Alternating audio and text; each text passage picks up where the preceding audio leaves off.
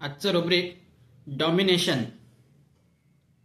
अंमल, अधिराज्य, वर्चस्व म्हणजे दुसऱ्याच्या अंमलाखाली राहणे, दुसऱ्याच्या वर्चस्वाखाली राहणे, थोडक्यात धाकात दडपणात राहणे. जे लोक प्रदीर्घ काळ दुसऱ्याच्या धाकात राहतात अशा लोकांची भावनिक घुसमट होते, त्यांच्या भावनांचा विसर्ग होत नाही आणि त्यांच्या भावना अंतर्मनात दडपल्या जातात.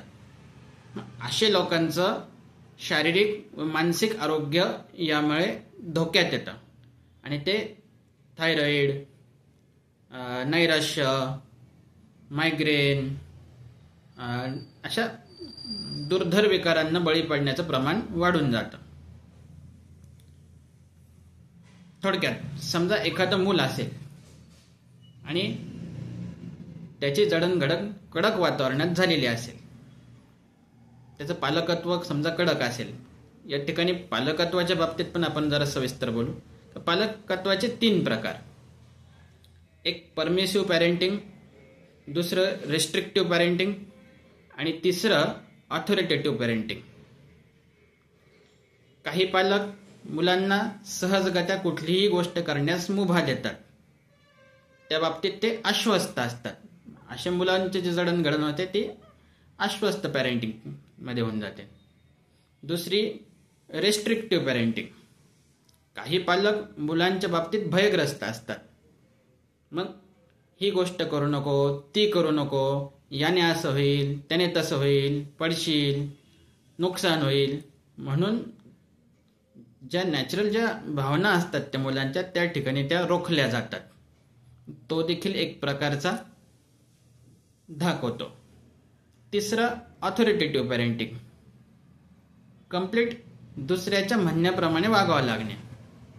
कुणाचे पालक वारतात, कोणी दुसरीकडं काही कारणास्तव शिकायला जाणे, नातेवाईकाकडे जाणे, दुसऱ्याच्या घरी शिकायला गेलो, आत्याकडे गेलो, मामाकडे गेलो, काकाकडे गेलो, ते म्हणतील तसं करावं लागलं.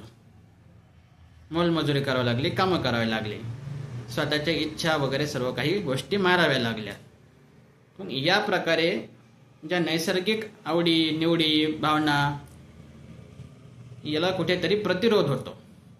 मग ह्या भावना अंतर्मनात घुसमटल्या जातात. मग ती व्यक्ती प्रदीर्घ काळ दबावाखाली दडपणाखाली राहिली जाते. त्याला आपण म्हणतो अंडर डॉमिनेशन. थायरॉइडच्या केसेस असतील, शुगरच्या असतील, मायग्रेनच्या असतील, आर्थरायटिस असेल, या विकारांमध्ये त्या भावनांचा विचार होणं क्रमप्राप्त असतं.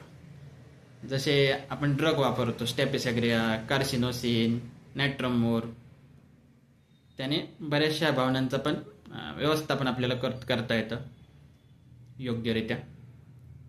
तर हे झालं डॉमिनेशन. धन्यवाद.